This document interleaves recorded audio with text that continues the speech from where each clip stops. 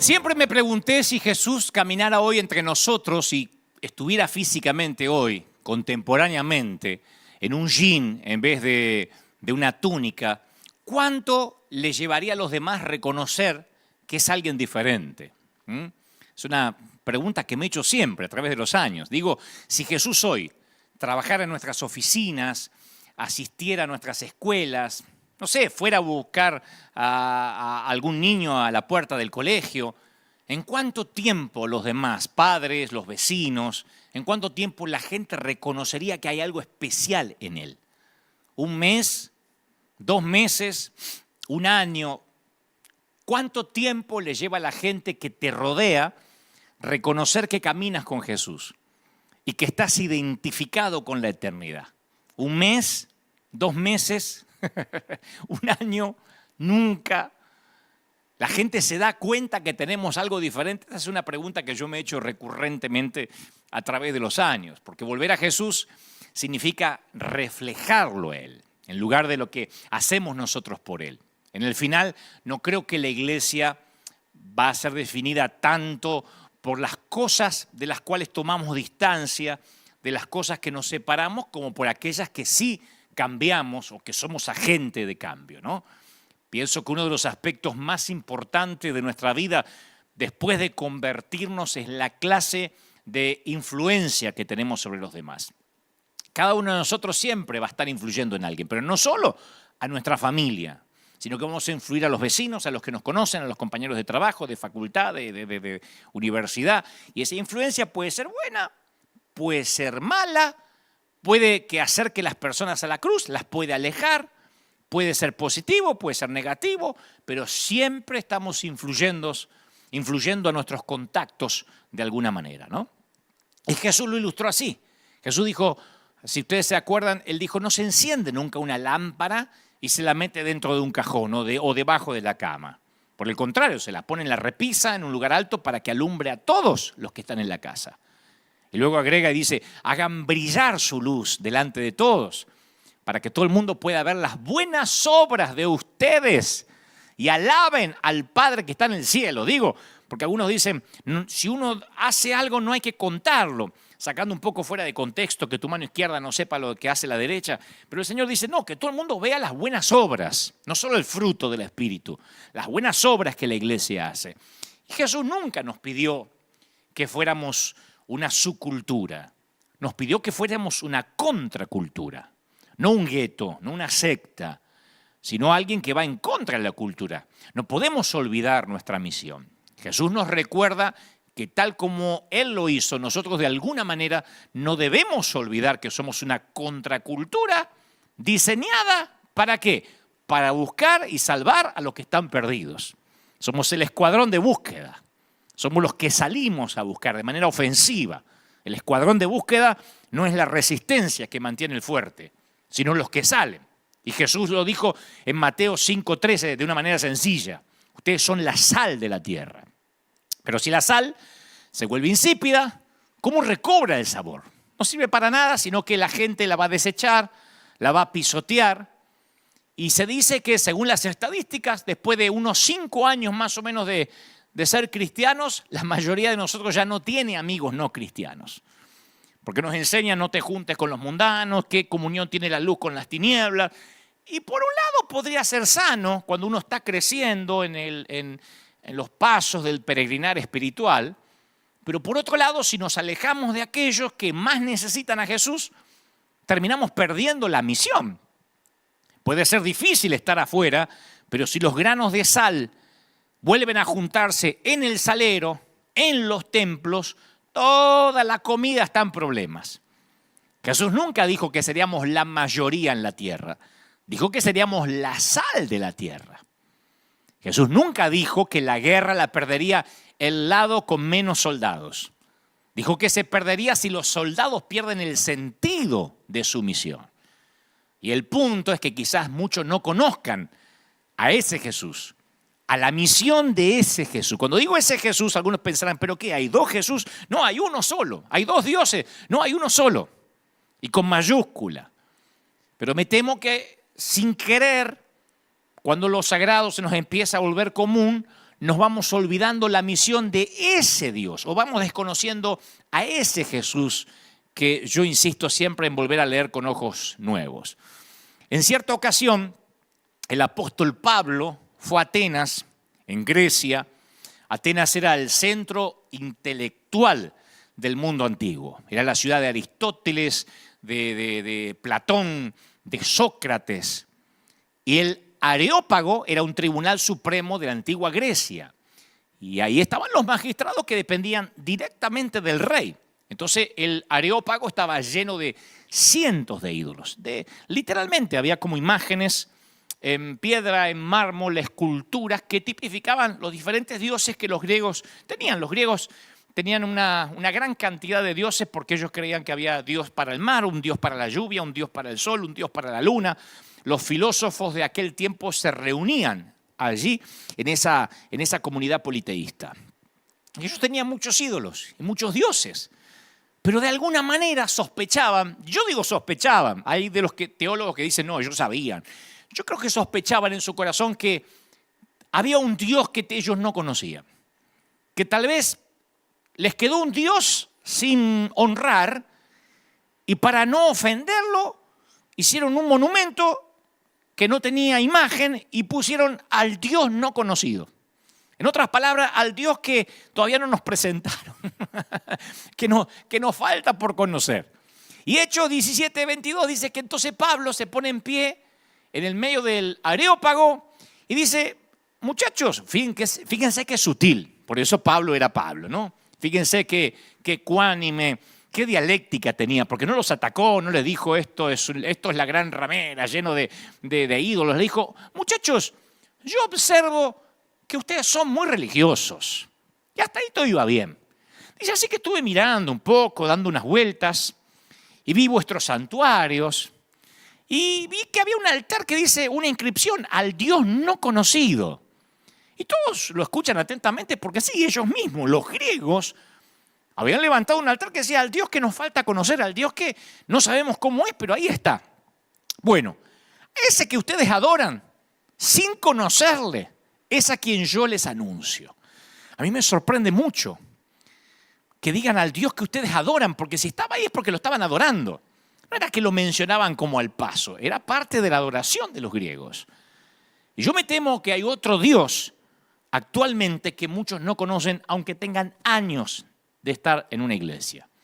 Y lo que es peor, en palabras del apóstol, presumo que hay gente que adora a un Dios que aún no conoce. Porque una cosa es que uno diga, yo no sabía que había Dios, por eso no lo adoro. Y otra cosa es que adoremos a un Dios del cual no tenemos el honor, el placer o la honra de conocer ese otro Dios. Por eso yo titulé este mensaje El otro Dios.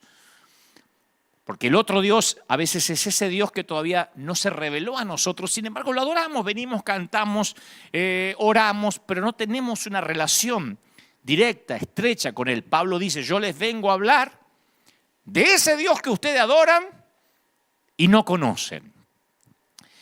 Yo pensaba esta semana que tristemente el término espiritual suele ser más usado por los cristianos, por nosotros a veces para describir a personas que oran durante todo el día. Yo te digo, ¿qué es una persona espiritual? Y tú dices, bueno, yo conocí uno que leía la Biblia todo el día, constantemente, que nunca se enoja, que están empoderados, palabra de moda antes de la pandemia, claro, ahora ya no abundan demasiado, no veo muchos empoderados, pero me acuerdo que muchos sí se empoderaban, y uno dice, bueno, eso es espiritualidad. Para la mayoría, espiritualidad suena como algo de otro mundo, que hace recordar a los que han abandonado el mundo, que han hecho votos de pobreza, o que se aislaron a sí mismos en claustros. Yo creo que no hay nada malo, de hecho, con la espiritualidad de los monjes, los que literalmente se aíslan. Cuando estuvimos en Israel, fuimos a conocer en el medio de la montaña unos ciertos monasterios donde allí pasan años, décadas sin internet, sin televisión, sin noticias, sin celular. Están allí porque ellos quieren cultivar una cierta espiritualidad. Los monjes experimentan una clase de espiritualidad, que es una manera de buscar y de conocer a Dios, pero ¿qué pasa con el resto de nosotros? Los que no nos podemos dar el lujo de decir me voy a meter en un monasterio, aunque estemos en cuarentena. Estamos en familia, estamos en casa. ¿Qué ocurre con aquellos que viven en la ciudad, que tienen una esposa, un esposo, 3 hijos, un gato, un perro, una suegra? ¿Qué de aquellos que son solteros y trabajan, qué sé yo, 70 horas a la semana y tienes padres que se preguntan cuándo se van a casar? Ya tiene 42 años y todavía está en casa.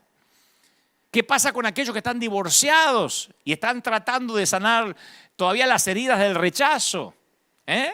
Tratando de enfrentar la paternidad unipersonal de sus hijos. ¿Qué pasa con los que no son monjes, no se pueden aislar? No pueden darse el lujo que ni siquiera se pueden dar los menonitas. Cuando yo era jovencito, yo me acuerdo que soñaba que perseguía a Jesús por detrás. Tenía esos sueños recurrentes, como que yo estaba detrás de Jesús, anhelando que Él me elija como uno de sus discípulos.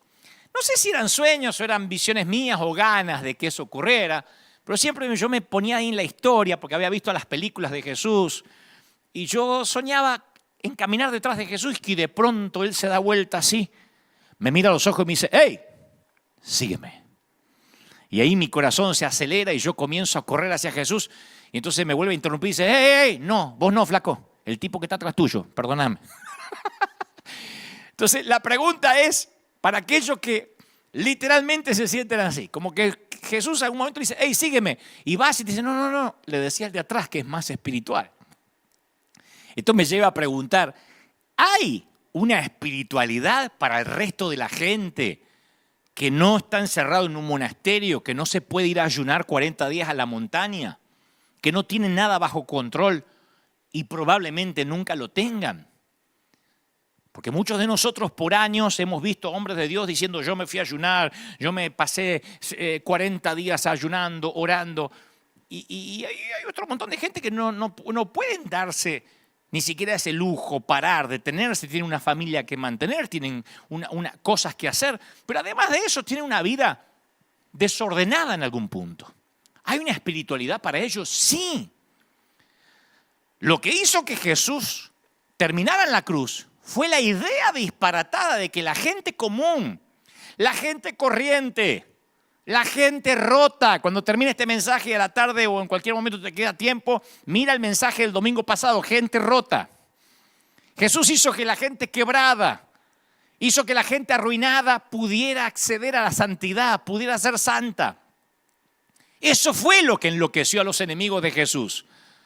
Eso fue lo que hicieron que los enemigos lo criticaran. Los enemigos de Jesús fueron los que criticaban a Él porque Él hacía que la gente religiosa, la gente perfecta y su aceptación de la gente no religiosa y perfecta era la que estaban cerca de Él. Y los religiosos estaban como alejados. Entonces los religiosos lo criticaban porque decían, no puede ser que siendo el Señor esté con esa gente imperfecta. La implicación chocante del ministerio de Jesús es que cualquiera puede ser espiritual. Estos días yo leí a alguien diciendo, posiblemente sea alguien que no le caigo muy simpático y está bien, porque no soy un billete de 100 para gustarle a todo el mundo, pero escribía en un blog, está bueno lo que está predicando Dante últimamente, como que maduró. Oh, me encanta. Viste que siempre en el reino hay gente siempre que tiene como la cinta de medir la madurez ajena, ¿no? Y ellos van viendo si madura, si no madura, y te van dando un puntaje, ¿no? Benditos ellos que tienen ese tiempo. Yo apenas puedo con mi propia vida, pero hay gente que puede ver la madurez ajena, ¿no? Entonces decía, me encanta lo que predica Dante ahora, pero me choca que Dios use un tipo como él, porque su vida no refleja la sana doctrina. Oh. Entonces yo digo, pero no lo digo con dolor, hasta me causa cierta gracia porque me lleva justamente a lo que decían de Jesús. Siempre hay gente que no le importa que el ciego vea, siempre y cuando haya sido sanado en sábado. No importa que vea. Si fue el sábado, es escandaloso. Y siempre es escandaloso a quien Dios decide usar. Porque pensamos, no, hay mejores personas de las que Dios podría estar utilizando. Cuando Kathryn Kuhlman era usada por el Señor en sus años de mayor apogeo en su ministerio, decían, es imposible que Dios use a una campesina de Missouri con ese acento espantoso y además divorciada. Imagínense, mujer en un mundo de hombres, divorciada, campesina.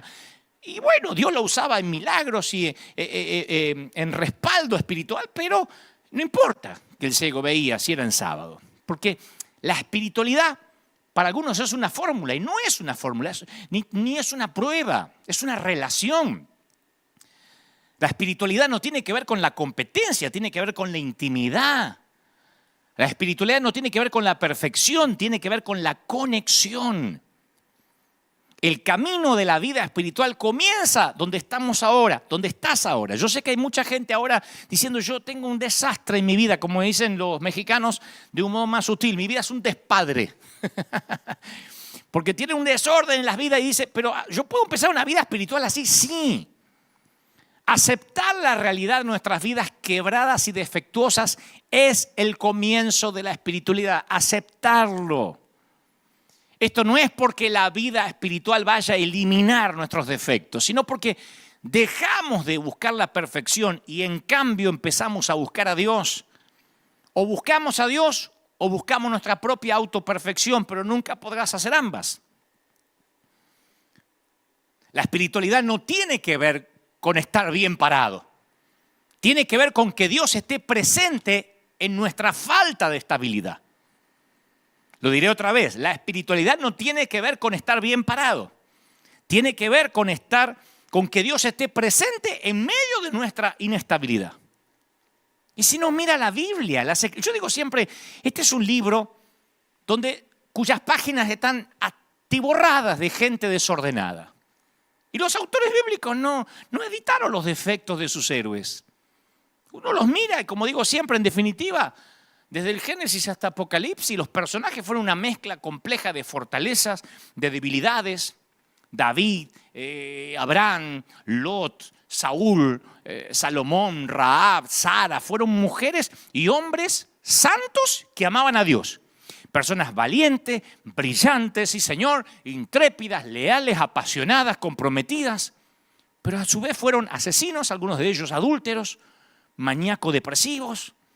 Fueron hombres y mujeres que podían ser amables en un momento, santos, defensores de la fe en un momento y a la vez tiranos inseguros, mentalmente inestables, descreídos, maliciosos, rencorosos en el siguiente momento. Ustedes dirán, ¿cómo vas a hablar así de la gente de la Biblia? Pero ahí están. Yo no puedo higienizar lo que la Biblia no higieniza, no puedo hacer una Biblia más aséptica. Y los personajes del Nuevo Testamento no fueron mucho mejores, Miren con quiénes andaba Jesús: prostitutas, recaudadores de impuestos, adúlteros, personas con problemas mentales, gentuza pobre, perdedores de todas las clases. Y sus discípulos apenas podían uno mirarlos como modelos de santidad. Sí, estaban comprometidos con Jesús, estaban dispuestos a seguirlo a cualquier precio, pero tenían problemas de luchas internas, siempre estaban haciendo trampa en busca de una posición, sospechaban unos de otros, eran acusadores, impulsivos, egoístas, algunos haraganes, desleales. Y andaban con Jesús 3 años caminando con él. No los eligió el Señor porque eran los 12 más perfectos. Porque los 12 orinaban agua bendita. No. Durante la mayor parte del tiempo no entendieron lo que hablaba Jesús. Y cuando murió no tenían ni idea qué hacer ahora que había muerto. 3 años diciéndole, tengo que morir, es necesario para que resucite. Murió y no tenían ni idea qué hacer. Asustados todos. Como perritos asustados pensando que el plan había salido mal. Entonces cuando yo voy a las Escrituras y digo, Señor, muéstrame ese otro Dios, ese que predicaba Pablo, que Pablo le predicó a los griegos. Y dijo, yo vengo a hablarles de ese Dios. Yo hoy, adhiriendo a las palabras de Pablo humildemente, quiero hablarte de ese Dios, de ese Cristo, de ese Señor que entró al mundo sin ninguna dignidad. Era un hijo ilegítimo cuando Jesús vino al mundo, porque sus padres no estaban casados.